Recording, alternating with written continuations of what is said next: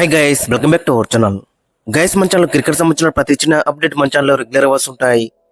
ఇంకా మన ఛానల్ని సబ్స్క్రైబ్ చేసుకోకపోతే గైస్ వెంటనే సబ్స్క్రైబ్ చేసుకోండి అండ్ పక్కన బెల్ని యాక్టివేట్ చేసుకోండి.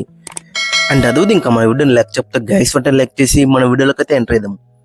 గైస్ తప్పకుండా లైక్ చేయండి. లైక్ చేస్తే మన వీడియో మార్కర్కి ఫాస్ట్ రీచ్ అవుతుంది. ఇక గంభీర్ వద్దు, లక్ష్మణ్ ముద్దు.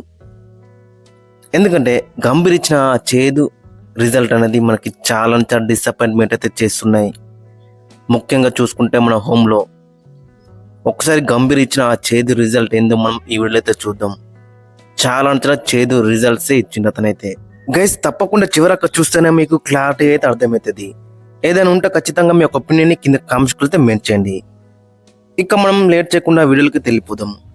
After the 27 years last bilateral series versus Sri Lanka, for the first time 3 మ్యాచ్లో ఓడిఐ సిరీస్లో, అదే శ్రీలంక సిరీస్లో 30 వికెట్లు మనం కోల్పోయినాం. అంటే 3 మ్యాచ్లు ఆడితే 3 మ్యాచ్లో కూడా 10 వికెట్లే తెచ్చడం. సో అది ఫర్ ది ఫస్ట్ టైం అని చెప్పుకోవచ్చు హిస్టరీలోనే మన టీంకి ఓడిఐస్లో. ఇక తర్వాత మెయిన్గా చూసుకుంటే after 45 years India remained a winless in a calendar year. అంటే ఒక్క సంవత్సరంలో ఒక్క మ్యాచ్ కూడా మనం గెలవలేము ఓడిఐస్లో. ఇది మాత్రం చాలా డిసప్పాయింట్ అయితే చేస్తుంది. ఆడిన మ్యాచ్లు తక్కువే, బట్ ఒక్క మ్యాచ్ కూడా గెలవలేమంటే అది చాలా డిసప్పాయింట్ చేస్తుంది. ఇక తర్వాత మెయిన్గా చూసుకుంటే after 36 years India last test match versus New Zealand at home. ఇంకా తర్వాత మెయిన్ చేదు రిజల్ట్ ఏంటంటే for the first time scored less than 50 runs at home. ఒక ఇన్నింగ్స్లో 50 కంటే తక్కువ కొట్టిల్ మనోళ్ళు. ఇది మాత్రం చాలా డిసప్పాయింట్ చేస్తుంది ఎప్పటికి కూడా.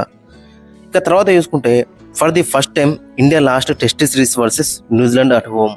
హిస్టరీలో ఎప్పుడు కూడా మనం న్యూజిలాండ్తోని మన హోమ్ సైడ్లో సిరీస్ అయితే ఓడిపోలేము. బట్ గౌతమ్ గంభీర్ వచ్చిన తర్వాత ఫర్ ది ఫస్ట్ టైం మనం సిరీస్ అయితే ఓడిపోయినాం. ఆఫ్టర్ 12 years ఇండియా లాస్ట్ ఏ హోమ్ సిరీస్, అది న్యూజిలాండ్తో కానీ, అది సౌత్ ఆఫ్రికాతో కానీ, ఇంగ్లాండ్తో కానీ, ఆస్ట్రేలియాతో కానీ. సో కాబట్టి 12 ఏళ్ల తర్వాత మళ్ళీ మనం సిరీస్ అయితే ఓడిపోయినాం ఆ న్యూజిలాండ్ టెస్ట్ సిరీస్ ద్వారా. ఇక తర్వాత మెయిన్గా చూసుకుంటే ఫెయిల్ టు చేస్ 124 runs. This is the lowest target అని చెప్పుకోవచ్చు. సో మొన్ననే జరిగింది 124 runs సౌత్ ఆఫ్రికా అగైన్స్ట్గా కోల్కతాలో 124 runs కూడా మనం చేయలేకపోయినాం. అండ్ ఆఫ్టర్ 25 years సౌత్ ఆఫ్రికాతోని మనం టెస్ట్ సిరీస్ అయితే ఓడిపోయినాం. ఇక తర్వాత మనం మెయిన్గా చూసుకుంటే టీమిండియా టెస్ట్ హిస్టరీలోనే బిగ్గెస్ట్ డిఫీట్ అని చెప్పుకోవచ్చు సౌత్ ఆఫ్రికాతోని 408 runs తోని. ఇది మాత్రం చాలా డిసప్పాయింట్ చేస్తుంది. And not only that, considered highest target 549. ఇది కూడా మొన్ననే జరిగింది సౌత్ ఆఫ్రికాకి అగైన్స్ట్గా. సో కాబట్టి సౌత్ ఆఫ్రికా సిరీస్లో కూడా మనకి చాలా చేదు రిజల్ట్సే కనబడుతున్నాయి. ఇంకా మెయిన్గా చూసుకుంటే after 30 years India finished A home test series without a single century. ఒక్క ప్లేయర్ దగ్గర నుంచి కూడా సెంచరీ అయితే రాలేదు. గత న్యూజిలాండ్ టెస్ట్ సిరీస్లో అయినా కానీ సెంచరీ అయితే వచ్చినాయి, బట్ ఈ సిరీస్లో ఒక్కరు కూడా సెంచరీ అయితే చేయలేకపోయారు. సో కాబట్టి ఇది ఫస్ట్ టైం అని చెప్పుకోవచ్చు హిస్టరీలోనే ఆఫ్టర్ 30 years తర్వాత. అండ్ ఇంకొక మెయిన్ రిజల్ట్ ఏంటంటే for the first time India back to back calendar ఇయర్స్లో వైట్ వాష్ అయింది. న్యూజిలాండ్తోని లాస్ట్ ఇయర్లో అండ్ ఇప్పుడు సౌత్ ఆఫ్రికాతోని. అండ్ ఇంకొక మెయిన్ రిజల్ట్ ఏంటంటే ఆఫ్టర్ 45 years తర్వాత ఇండియా ఈ సౌత్ ఆఫ్రికా సిరీస్లో ఒక్కసారి కూడా 240 runs అయితే స్కోర్ చేయలేకపోయింది ఒక్క ఇన్నింగ్స్లో కూడా. ఇది 45 years తర్వాత ఎప్పుడు కూడా ఇలా జరగలేదు, ఇప్పుడే జరిగిందని చెప్పుకోవచ్చు. సో ఇవన్నీ చూసుకుంటే గిట్ట గౌతమ్ గంభీర్ చాలా మనకి డిసప్పాయింట్ అయితే చేస్తున్నాడు. ప్రతి మ్యాచ్లో కూడా చాపింగ్ అయిన చేంజింగ్ చేస్తున్నాడు. ప్లేయర్స్ యావరేజ్ కూడా చాలా తగ్గిపోయిందని చెప్పుకోవచ్చు. యశస్వి జైస్వాల్ది 51 ఉండేది, ఇప్పుడు 49కి వాడిపోయింది. ఇంకా చాలా బ్యాట్స్మెన్ యావరేజ్ అయితే కిందికి వాడిపోయిందని చెప్పుకోవచ్చు. ఇక బౌలర్స్ యావరేజ్ కూడా చాలా పెరిగిందని చెప్పుకోవచ్చు. సో కాబట్టి గౌతమ్ గంభీర్ తీసుకునే నిర్ణయాలు మాత్రం చాలా మనకి డిసప్పాయింట్మెంట్ కరంగానే కనబడుతున్నాయి. నాట్ ఓన్లీ ప్లేయర్స్ విషయంలో, బట్ పిచ్ విషయంలో కూడా అతను చాలా డిసప్పాయింట్ చేస్తున్నాడు.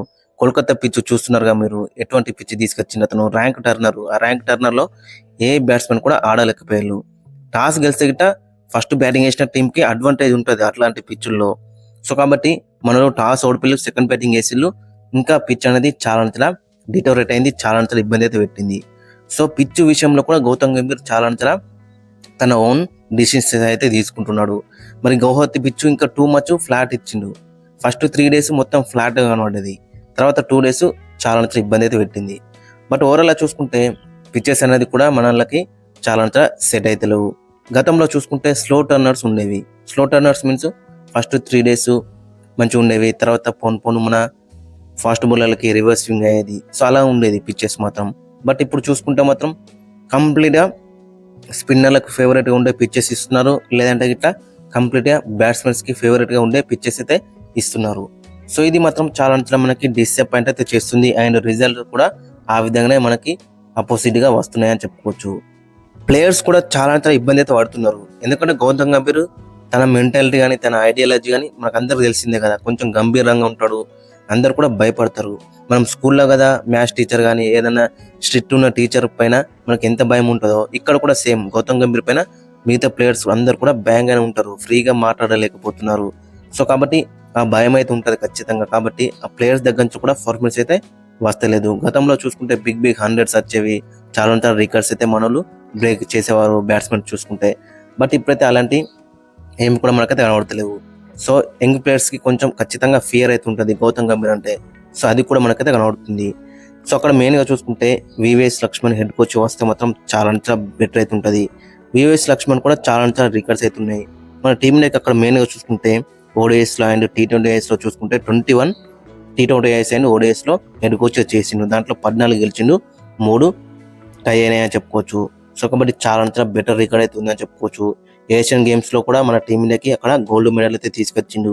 మెయిన్గా చూసుకుంటే సౌత్ ఆఫ్రికా సిరీస్లో సంజు శాంసన్ సెంచరీ కొట్టిండు, Tilak Varma back to back centuries కొట్టిండు. ఆ సిరీస్ కూడా మనమైతే గెలిచినాం. సో కాబట్టి వివిఎస్ లక్ష్మణ్ హెడ్ కోచ్ వస్తే మాత్రం చాలా బెటర్ అయితే అవుతుంది. T20Isలో అండ్ ఓడిఐస్లో గంభీర్ కంటిన్యూ అయినా కానీ టెస్టుల్లో మాత్రం వివిఎస్ లక్ష్మణ్ హెడ్ కోచ్ వస్తే మాత్రం చాలా బెటర్ అయితే అవుతుంది. వివిఎస్ లక్ష్మణ్ 8,781 రన్స్ అయితే స్కోర్ చేసిండు. గౌతమ్ గంభీర్ కంటే 2 times ఎక్కువ అని చెప్పుకోవచ్చు. And 8 years of coaching experience ఉంది. But BCCI sidelined VVS Laxman because of Gautam Gambhir was winning IPL trophy as a mentor. ఎప్పుడైతే గౌతమ్ గంభీర్ KKRకి మెంటర్గా కప్పు గెలిపించిండో అప్పటి నుంచి మొత్తం డైనామిక్స్ అన్ని కూడా చేంజ్ అయినాయి. గౌతమ్ గంభీర్ వచ్చినప్పటి నుంచి ఒక ఛాంపియన్స్ ట్రోఫీ గెలిచిండు. బట్ ఛాంపియన్స్ ట్రోఫీ కూడా టీం మొత్తం సెట్ అయింది. అప్పుడు రోహిత్ శర్మ కూడా స్వయంగా చెప్పిండు రాహుల్ ద్రావిడ్ చాలా టీంని మంచి టీంని బిల్డ్ చేసిండు. రోహిత్ శర్మ, శుభ్మన్ గిల్, విరాట్ కోహ్లీ, శ్రేయస్ అయ్యర్, KL రాహుల్ మొత్తం వాళ్ళే టాప్ 5 ఉన్నారు. తర్వాత హార్దిక్ పాండ్యా ఉన్నాడు, జడేజా. సో వాళ్ళు ఉన్నారు. ఓన్లీ మీరు తీసుకొచ్చింది హర్షిత్ రాణా ఏం చేసిండు ఛాంపియన్ ట్రోఫీలో? ఏం చేయలేడు. వరుణ్ చక్రవర్తి ఎప్పటిలో మన స్కీమ్ ఆఫ్ థింగ్స్లో అయితే ఉన్నాడు. సో కాబట్టి గౌతమ్ గంభీర్ చేసింది అయితే ఏం లేదు అక్కడ. సో కాబట్టి ఓవరాల్ చూసుకుంటే గౌతమ్ గంభీర్ వచ్చేసి మనకి చాలా చేదు రిజల్ట్స్ ఇచ్చిందని చెప్పుకోవచ్చు. గైస్ మరి మీరేమనుకున్నారు ఖచ్చితంగా కింద కామెంట్స్ అయితే మెన్షన్. అందరు అంటున్నారు గౌతమ్ గంభీర్ వద్దు, వివిఎస్ లక్ష్మణ్ ముద్దు. సో కాబట్టి ఖచ్చితంగా వివిఎస్ లక్ష్మణ్ హెడ్ కోచ్ వస్తే బెటర్ అయితే ఉంటుంది. లేదనుకుంటే ఇట్లా MS ధోనిని తీసుకొచ్చినా బెటర్ అయితే ఉంటుంది. లేదనుకుంటే ఇట్లా రవి శాస్త్రి ఆప్షన్ ఉన్నాడు మనకి. అండ్ అనిల్ కుంబ్లే లాంటి ప్లేయర్స్ కూడా అక్కడ మనకైతే కనబడుతున్నారు. గైస్ ఖచ్చితంగా మీ యొక్క ఒపీనియన్ అయితే కింద కామెంట్స్ అయితే మెన్షన్. మీరేమనుకున్నారు అనేది.